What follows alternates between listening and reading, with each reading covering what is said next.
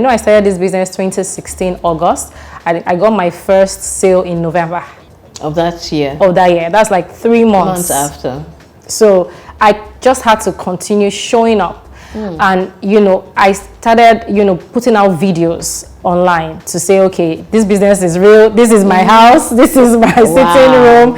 Yes. So that was one of the major issue, which, of course, the challenges of selling online. Yes. Especially at that initial stage. Yes.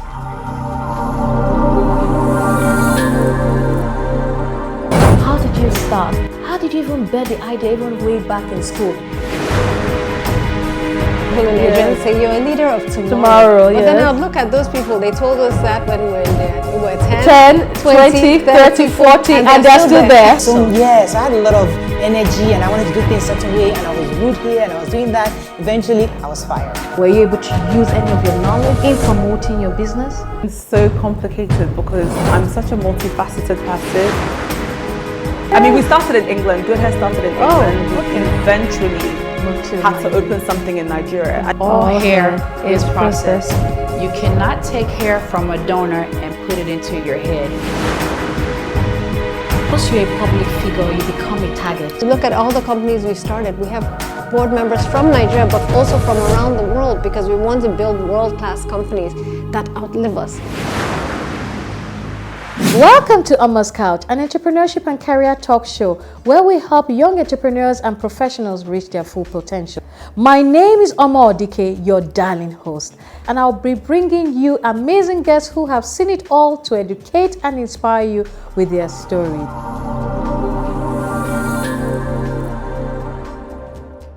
Our guest today is a dynamic entrepreneur who has transformed the fashion industry with her innovative design and strategic vision.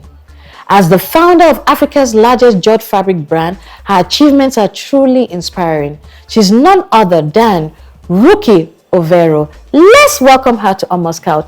Hi Rukky, I'm so happy to have you here today. Hi, good morning. How have you been? Very well. You look demure. Thank you so much. You look beautiful as well. You look really nice. Well done. So how have you been? You've been globe-trotting the world and you're finally back in Nigeria. How's your trip been? Amazing. Yeah, fulfilling as well. Okay, we have one of the foremost George entrepreneur in Nigeria and maybe even in Africa right now. But she's going to tell us about her journey, more about how she even started from being an economist, being the youngest member of her family, and having the audacity to actually venture into the fashion industry and into styling industry. So she's going to give us a beautiful story about her background and how she transited from being an economist into the fashion industry. Let's hear her. To be honest, I had no idea of what I was doing from the start. I just knew that I loved fashion, I loved colors, I loved to put things together.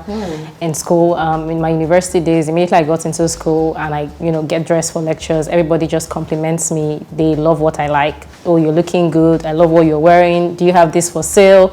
And, that was how I just said, okay, if people actually love what I wore, then this is something I could actually, pursue as a career. I started getting into buying and selling of female wears in school. Yes, as far back as my 200 level. I started, buying and selling. I stay in Lagos, but selling clothes or selling fabrics? I started with clothes as well, female wears. At the point, I even branched out into male clothing as well. Shirts, bags, shoes. I would go to Balogo Market, buy these things, take them to school and sell it. And I think another thing that was my driving force was the fact that I lost my dad at a very, very young age, at 6 years. So I had to, immediately my dad died, I had to move to Lagos to stay with my stepbrother, which was my father. The father I knew, he was the one that brought me up, that trained me. So, going to school, I wanted financial independence as well. I wanted a situation whereby I could get what I want. Legally, of course, as a woman, to be financially independent. So that was another driving force for me. And when I realized that, okay, maybe I had this gift of, putting looks together, combining colors, combining clothes, that was how my fashion journey started. And I did that throughout my university days. And even in school, they awarded me the best dressed, my 200 level. Wow. Yes, and my 300 level twice. Wow. Yes. So before I graduated, I then decided to pursue a career in fashion. So I attended the Baby Lawrence Fashion School. They are still in existence. They're in Surulere. I did that for like 3 months. So when I'm on holidays, I do that. Then yes, I go back to school. Then I also did I interned with some of my local tailors back home then in Isolo.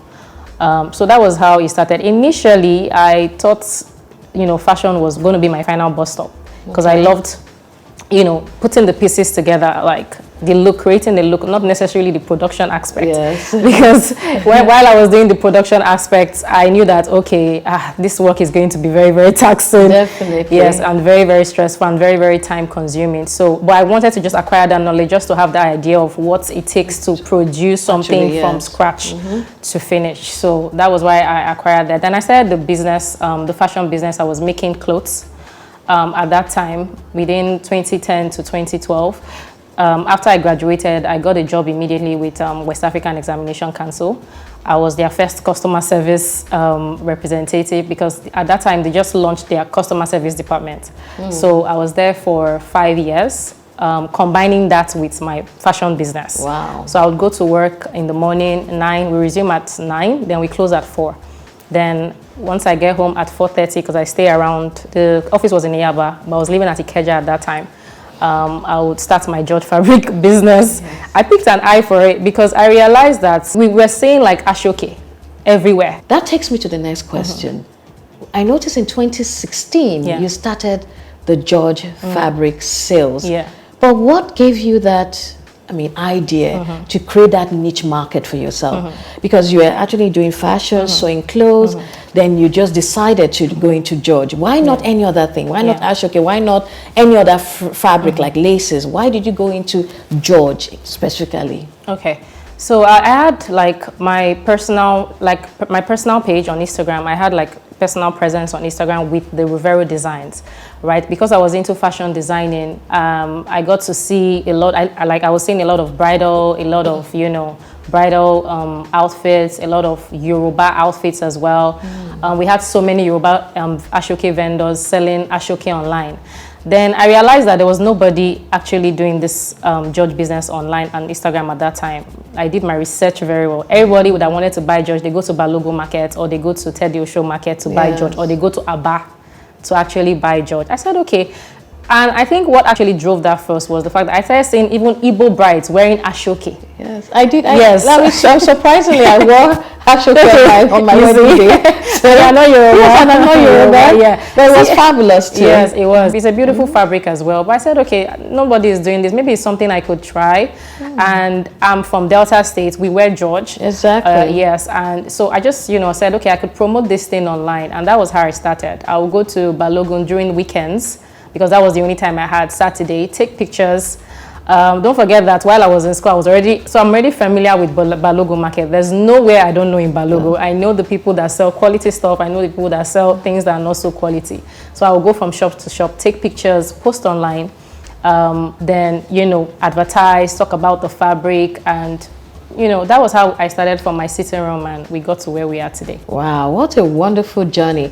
Just listening to you, your journey is really one of turning into an entrepreneur by noticing a gap in the industry. Yeah. And that was a really huge gap. Because during of course, just as I mentioned before, when I was getting married, I actually wore Ashoke as my final outfit and my main outfit. We never thought of using George of any, because we couldn't even see any of those fabrics. And when I got married and I was wearing clothes for weddings, I had to go all the way to Balogo Market. And of course, everybody knew the very popular guy there in Balogo where you could actually get George. And it took me a long time to actually find anywhere in Lagos aside from the main market. And of course, everybody knows how crazy the markets can be. So I think that is also such a beautiful idea for you to have created that niche, made a business around that gap. And of course, I'm sure, the rest is history. You've been thriving ever since. Yes, we have. So now, after been selling George online and everybody getting to know you and buying your fabric in your store here in Lekki, what now gave you that informed decision to move your sales into the northern region, where we know is predominantly they wear safaris and a lot of kaftans and all the other lovely laces, but not George. Yeah. So what gave you that audacity to actually go to the north and sell George fabric? Okay, so I'm someone that's every year I have like a goal for my business. We sit down, we discuss what we want to achieve in every particular year, and we work towards achieving that. So this was 2020, and at that time we started our business in 2016. We moved from my sitting room to 2017. We opened our Ikeja store. That was a miracle on its own. My first store was actually for free. A woman in business, she's Sokomi Ajala. She's a decorator in Nigeria. She gifted me that space. Wow. Yes, she paid for the store for 2 years, but she wasn't using it. Sponsor, yes. She was so helpful in my journey, because that was a sign that God was actually in my business, because at that time I could not afford that with my 9-to-5 government job. I could not afford that, but she just said, okay, you know what, you can use this space, then once the rent expires, you can renew. So that was like a soft landing. So I had my Ikeja store. From there, the next year, 2019, we opened the Lekki store. So we had customers from, I think we've been able to expand our business to not just Deltans, not just Rivers people, but even Igbos. Of course, they also wear George. Yorubas too. We have a lot of intertribal marriages between Yoruba brides and also Igbo brides. So you get Yoruba brides wearing George and all that. But I just realized that we hardly never had like Hausa clients. And that was my target audience, because in 2020, we were about to open a store in Abuja. So I said to myself, how do we open a store in Abuja? What's our target audience? Who are the people that we want to come in to buy our George fabrics? We already know that the Igbos are already aware of what we're doing.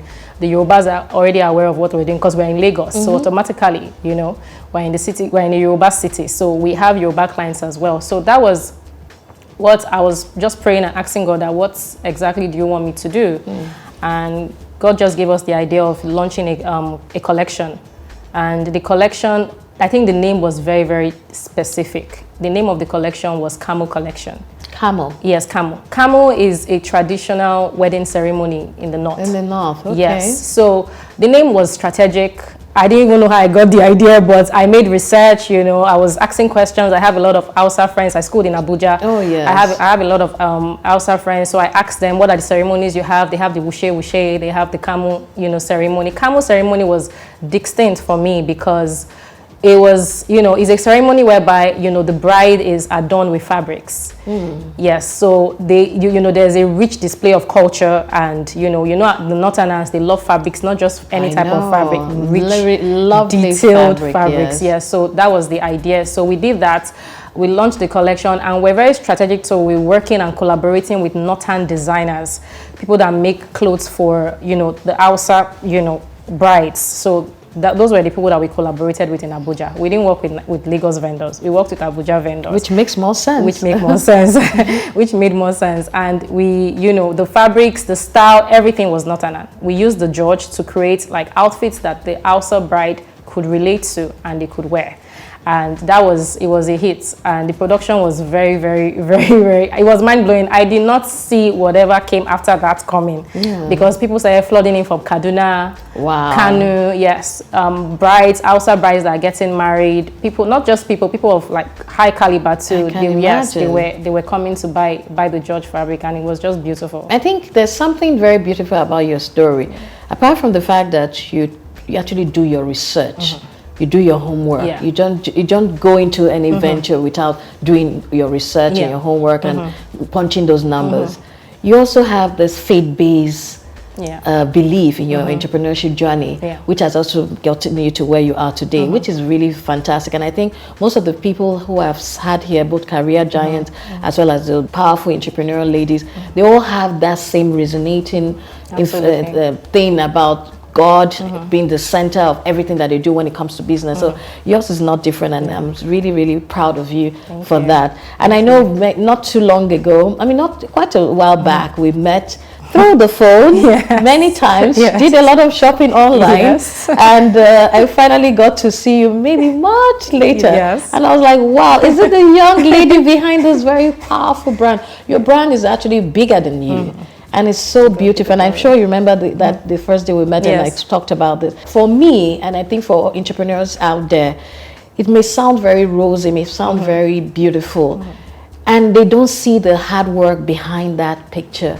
So I need you to tell our viewers who are listening, what are those obstacles, those issues, those challenges that you had to face even from the beginning? And I'm not even going to where you are right now, but from the beginning, those hurdles you had to cross for you to be able to be recognized as a fashion icon, one of the leading brands in George production, George sale, and of course production, because I know you produce them now. You've gone beyond just having buying and selling. You now produce customized pieces for people, which is mind blowing. Tell us some of those initial hurdles that you faced, even when you were back in school, having those ideas and thoughts. How were you able to fix those issues? Okay. I think one of the major challenge I had when I started, I'll give you some when I started George and when I started bridal styling. One of the challenge I had was the fact that I didn't have a physical store initially. No physical store. So, and with the kind of country that we are in, people have issues with trust issues because of probably fraud.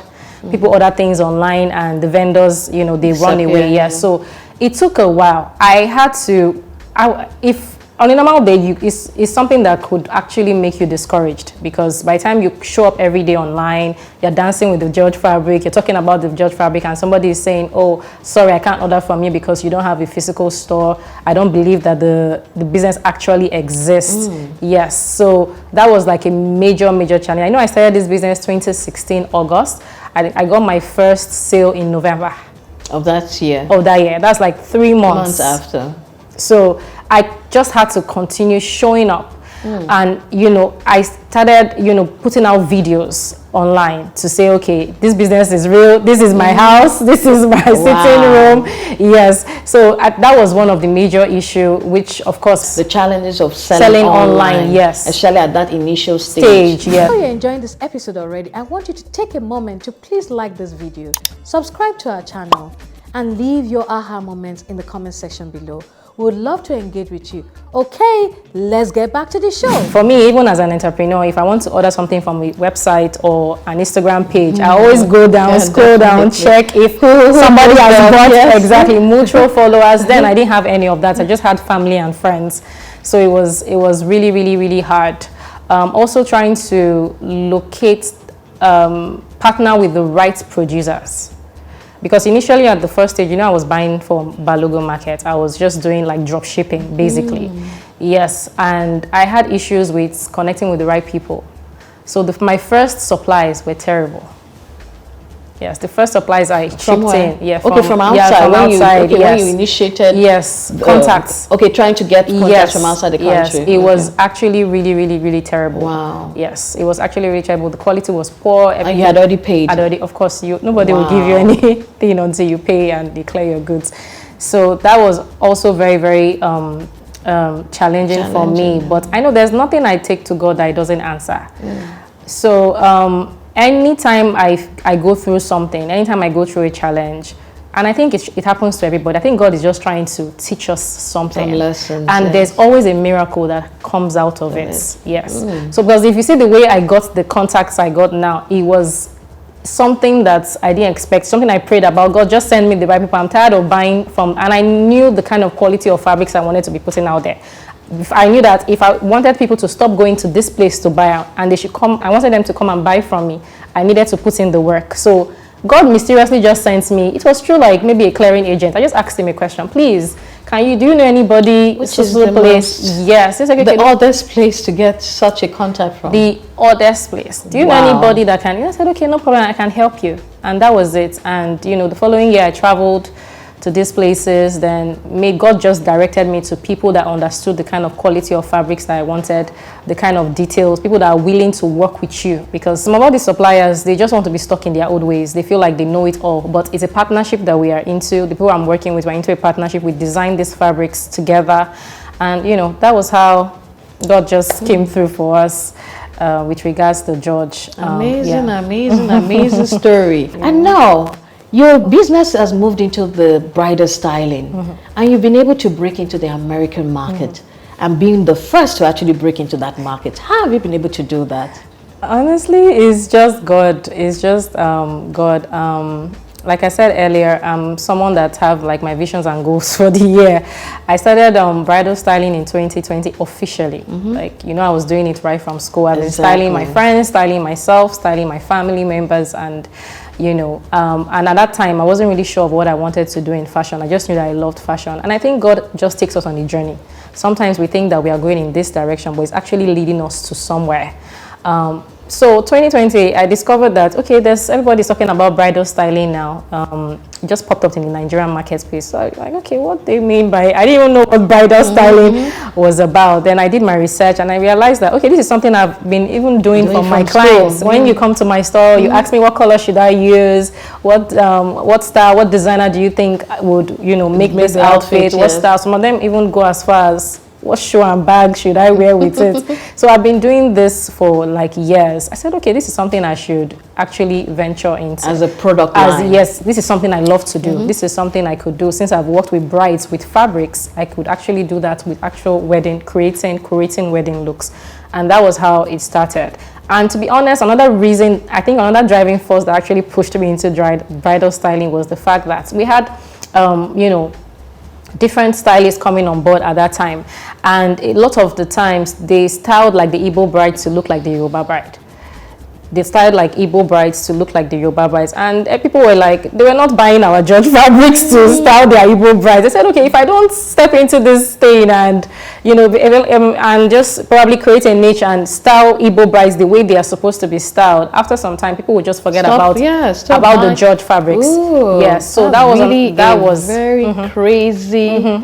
How would I put it there? Like, you came up with something to keep yourself, innovation. Yes, innovation. To keep yourself in business. Yes, yes. So you don't go extinct. Yes. Wow. Yes. That was it. I said, you know what? I need to ensure that the Igbo brides look like Igbo brides. The Orobo brides look like Orobo brides. The Rivers brides look like, you know, the Rivers brides. And that was it. And of course, passion. I loved what I wanted to do. Then we started the bridal styling journey in 2020. The first 3 jobs I did was actually free of charge.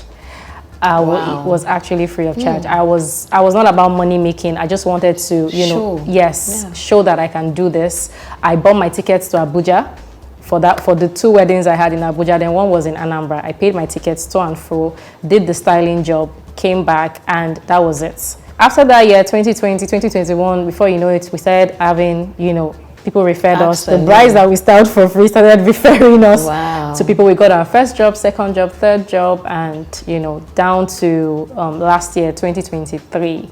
The Nigerian doing business in Nigeria is not for the faint-hearted. I'm telling you, it's not. Nigeria will frustrate you, you know. And I think that was what pushed me and said, okay, if tomorrow the government can just come up with any policy that once your business is just limited in Nigeria, the dollar goes up today, Naira is losing value every day, things are going up, what's the way forward? And I was trusting God. I told God, please, I want to expand. I think I even told Mrs. Okonjo as well. That was one of the reasons why I signed up for the ACE Business School and all. And it was fantastic. And every time I showed up at that class, you know, she was always telling us about the global partnerships, collaborations, how to expand into, you know, the foreign markets. Don't limit your brand just in Nigeria. Try and be earning in dollars as well. And all of that just pushed me to, you know, I said, God, you know what, I'm trusting you, please. I'm applying for my American visa. I want to go there. I want to work with people. I want to do collaborations. And everything happened between January, when I actually wrote this request. I got my visa in February. I went to America in March, and that was it. Wow. Had my what meetings. Year was this? This was 2023, last year. Just last year? Just last year, yes. 2023, last year. That you went global? Yes, I went global. No, sorry, I think it was 2022. I'm thinking last year, it was 2022. Yes, that was it. God was just so merciful. Wow, this is such an interesting story. I think for the viewers who have been listening to Rukky speak about her entrepreneurship journey, one thing that is very clear, she's actually ticking the boxes of all the beautiful principles, the great principles of a great entrepreneur. I mean, she talked about I mean, God first above every other thing. She talked about researching everything you want to do concerning a business. She also mentioned the ability to be audacious.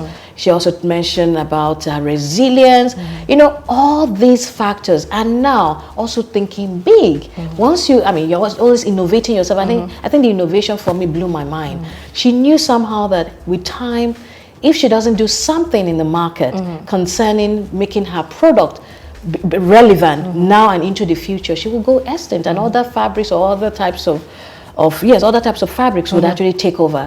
So what did she do? She used the media to change that narrative and made brides with Georges look very prominent, and people could actually see and enjoy that. I mean, for me, I know how many times I go to her page to actually look at some styles. So it's really, really amazing that this lady is actually thinking, in fact, she's thinking about everything, every step of the way, and leaving no stone unturned. And I think as an entrepreneur, everyone should really, really buy into all these tips and ideas that she has actually put forward. So Rukky, we are not done with you yet. So we need to hear more about your story. Someone who is going into the fashion industry, the fashion business, because you've talked about different aspects of it. You've talked about being the fashion retailer. You've talked about being the fashion stylist, particularly the bridal area. You've talked about selling niche products like the fabric, the George fabric. You've talked about also like doing classes and empowerment. What would you advise someone who is going into this industry for the first time? What do you advise them to do? Because right now it looks like it's a lot.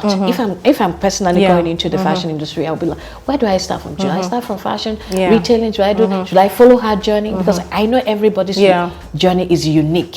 One advice I would give to my younger self is start from where you are. Start from where you are. A lot of people send me messages, oh, how do I start? How do I do this? I need money, I need that. Everything I did was within my means. And they have, you know, sometimes people will say, oh, invest all your money. I think the safer option, I tell all my mentees that come to meet me that, oh, they want me to mentor them, start from where you are. I started my business with 30,000 naira. I didn't take the loan from the bank. I didn't take the loan from somebody outside my family. My brother just got a job at MTN at that time. And I told him, see, I want to buy things from Lagos market and take to school to go and sell.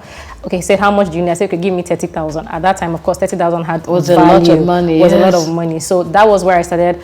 I bought the things, sold it, returned the money to my brother. He was shocked. He said that when he gave me the money, he thought that I was going to squander that money. And I can tell you that 4 years I was in school, when I was graduating, I had 400K in my accounts. Yeah, so start from where you are. You don't need a shop. Like I told you earlier, I started from my sitting room.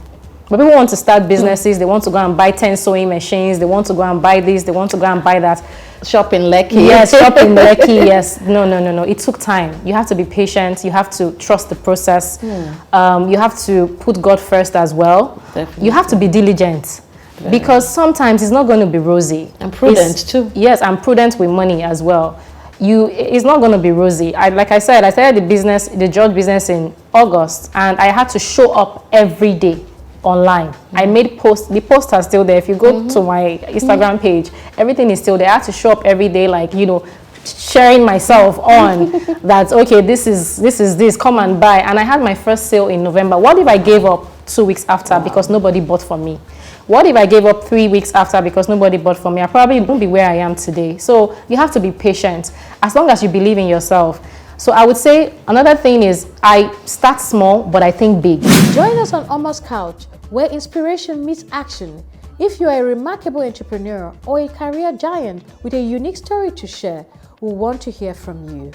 Become our guest on Omon's Couch and empower others with your journey, experiences, and valuable insights. Use the link provided in the description below to apply for yourself or nominate someone who deserves to be on this show. Let's inspire together. I start small, but I think big. I might start small now, but I know where I'm going. Every year I have a goal. I want to push myself. I want to achieve something different from what I've achieved, you know, in the past. Yeah, I think with that, and of course, God, the God factor is very, very, very. There's a space for hard work. There's a space for grace. Yeah. Grace, the grace factor, what you would achieve by yourself, God would achieve much more. So I always put God first in everything I do. If God says I should stop, I stop. If God says I should run, I run. If God says I should retreat, I retreat. So everything, my story is a story of grace. And I will say it anytime, any day. Grace. Yes. I can see it myself. Beautiful. Okay, Rukky, we've been talking a lot, and I just noticed that you come from a very big family, and you're the last born. And one would have thought that being a last born, just like they say about last born, the stereotypes, you don't live that truth at all. You actually are audacious. So how have you been able to break out from that mold and become so, so audacious, taking up a lot of challenge, and being the last born in your family? It's been really remarkable, the steps you have taken. So how has your background shaped the person you are today? Okay, so everything happens for a reason. Everything happens for a reason. I'm the last born. Like I told you earlier, I lost my dad when I was 6 years old. Trust me, if I didn't lose my dad, I know I miss him, I love him, I probably would not be where I am today. I think so. Because my dad was someone that pampered me. Nobody could talk to me. Even my mom could not correct me. So I think God just, everything I'm supposed to be sad about, when I look back, I just realized that this was all God's plan. Moving to Lagos, having to stay with my stepbrother, because I'm from a polygamous family. Yes. My dad married 4 wives. Wow. And my mom, yes. Okay. My mom was the overall last wife, and I'm the last child out of 27 children. Wow. Yes. Oh, Delta State. Yes, 27 children. But we are all together, funny enough. Yes. Wow. Yes. So that was why I was able to live with my stepbrother, my father's first son. That's true. And I think that was when I started, thinking, I don't want to have kids that I would not be able to train. I want my children to, grow up in my house. I want to be able to send them to the best. Because when my father died, my mom was not, she was a petty trader. So she didn't have the finances to take us to school. So I had to go live with my brother. My sister had to go and live with somebody else. It was like that. So that for me, I think that was my driving force. I didn't want that kind of life. It wasn't a terrible life, but of course, the best life is to stay with your parents and and all of that. So that was literally what pushed me. Wow. Did I take? Of course, maybe the business aspect. My mom loves money like me, and she's a business person. She's a trader. She has been trading for years. Even now, she's still into business. So I got that from her as well. Immediately I came to Lagos, I wasn't the last born. I was like the first born. Yes, so nobody told me I had to, be responsible. I had to, break through that mold. Yes. I wanted to do something. I wanted to be self-independent. I didn't want to join by. I would say, okay, I want this. Oh, sorry, we don't have the money for this now. This is all I have, and all of that. That was basically my driving force. And thank God, everybody around me, I have business examples in my family. I think that pushed not just me, my siblings as well. All of them, they are all doing well. Wow. Yes, they are doing well. One of them is in the UK, Canada, everywhere, and all of that. And my brother is one of my huge support system. He's an accountant. So anything finance, anything business strategy, he's there for me. Yes, so I have full support from my family. Fantastic. I mean, not everybody has this kind of joyous family, especially when the father dies in a polygamous family. Yeah. So you are lucky, and you are definitely a child of grace. Yes. So Rukky, your story is clearly a story of adversity turned into opportunity. Absolutely. And it's such a wonderful story. And a lot of entrepreneurs out there have the same kind of story. So I want to ask you another question. Entrepreneurship actually requires persistence and resilience. Can you share a story where you actually wanted to give up? Something maybe drastic may have happened to you through your entrepreneurship journey, but you stayed on for whatever reason. Could you share that story with us? Yes, this was 2021. 2021? Yes, 2021. I was in Abuja for work. Then, was it a Thursday or a Wednesday? I don't know. I just woke up in the morning. You know how you're sleeping and your phone is ringing in your dreams? So, I just heard the phone ringing while I was sleeping. Usually once I sleep, I'm a deep sleeper, right? But I heard the phone ringing in my dream. Then I woke up. This was 7 a.m. And I saw like 50 missed calls on my phone. 50? Yes, over 50 missed calls on my phone. They had called me throughout the night. And throughout the night, my phone was ringing, and I think my phone was on vibration as well. So when I called back, my girls just started, you know, talking, Madam, fire, fire, fire. Fire I said, fire where? I said, oh, our Lekki store, fire, fire, you know. I was devastated. I was devastated. What happened? Upped on the next flight. What happened? Like the store? Yes, my store got burnt. My Lekki store got burnt. The former place, not the new place. It got burnt, and they were, you know how clients will buy fabrics from you and they'll tell you to keep it. Oh my God. Oh wait, everything got burnt, even the things inside your... Yes, like about 60% of the things actually got burnt. Yes, yes. Wow. Got burnt, damaged. Maybe half of blouse is missing, wrapper is missing. It started from the office. So, and in the office we store like some new things that we just brought in there. Things that... all your consignment? Yes, all my consignment. Things that people have paid for that we have not yet delivered. Everything was in the office. So it started from the office, then entered into the showroom. So before the fire service was able to get there, like I said, doing business in Nigeria, like 60% of the things had already gotten burnt. And that was a time that I was like, I questioned God. I was like, what's going on? Why me? Why me? Because I don't think there's anything that I don't do spiritually. You know, I have my spiritual commitments. I have my testing my faith. I'm a tither. I am into evangelism. I partner with the church most of the time. So I was like, what's actually going on? I didn't even know where to start from. I was dumbfounded, and I think I was nearly... And your things were not insured, definitely? No, definitely. So we learned the hard way. We learned the hard way, and that was it. And I think I'm just grateful because my family was very, very supportive. I have a very, very strong support. So how did you survive the actual burn? I didn't come online to make noise, because I said to God, God, if you allow this to happen, you're going to fix it. I cannot... I talk about you every time. I post scriptures on my Instagram page. My page basically glorifies you. This is not something I would come and be posting and people will be telling me sorry. People deal with different things, you know. For me, I like to go through the process, then share the testimony after. So for 3 months, we're shut down. Nobody knew why we were not open. I just said, okay, we're going to be taking online orders. Customers that had their stuff got burnt. Those were the people that I communicated to, and I told them they should not worry. I'll make them another fabric. They should just give me time. Some of them were gracious enough to say, oh, don't bother about it. I sent them the pictures, but the pictures never made it online until we're done with the renovation. God just sent us supernatural help. People were ordering. Mysterious, orders were just coming left, right, and center. Yes, and 3 months later, we were back in business. It was just... That must have been a very big hit. Yes, it was. And you thought of actually not going on with the business anymore. Yes, of course. So what now kept you going to say, okay, I will continue? Yeah. So what was that pivotal moment that you just said, let me continue and try and fix this? I know that I cried, and there were times that I wanted to give up, but I encouraged myself. I was like, do you want your enemies to laugh at you? This is what the devil wants from you. He wants you to be down. You are doing something great. Definitely. And my sister said, also, when you're going through stuff, there are people that I call.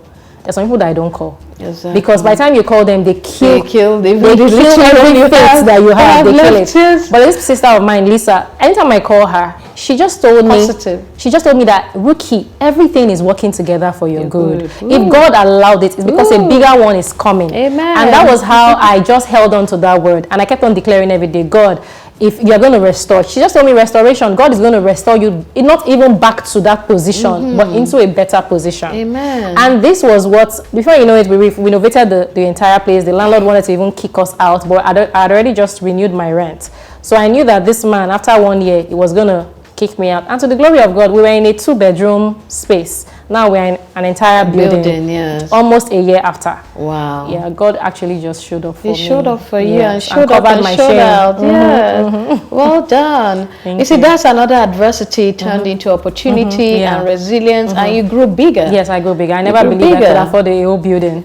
So well done, well done. I mean, your story is amazing.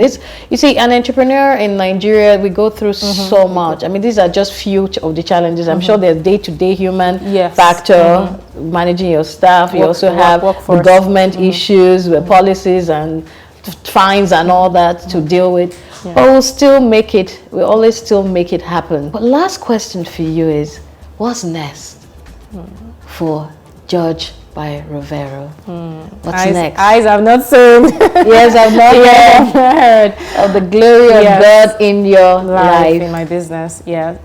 We're working on that collection currently. That collection is something that nobody has seen before. When you say collection of what exactly? My fabrics. Okay. My George fabrics, and thankfully for the styling, we've been able to dominate the American market. We are working towards dominating the European market as well. Wow. So yes, that is what we are working on currently, and so many other things that I don't want to spill now. Which is fine, which is fine. So we have a lot on the pipeline. Yes. Definitely, definitely. I'm sure you know that I want one of the pieces of those fabulous fabrics that are coming in. Anytime, I got you. Rukky, thank you so much for coming. I've enjoyed every bit of this interview. I've learned so much from you. I'm sure our viewers have also learned from you.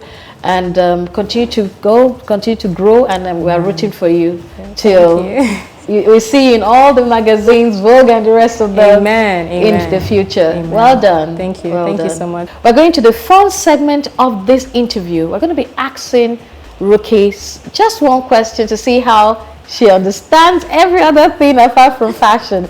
So Rukky, the question goes like this. What is the only food that can never go bad? Food? Yes, food. Raw food? Raw form? Is it raw? Yeah, kind of. Rice. No, rice can go bad. It can get mold. One more attempt. One food. Okay, let me give you a clue. It's not. It's kind of liquid.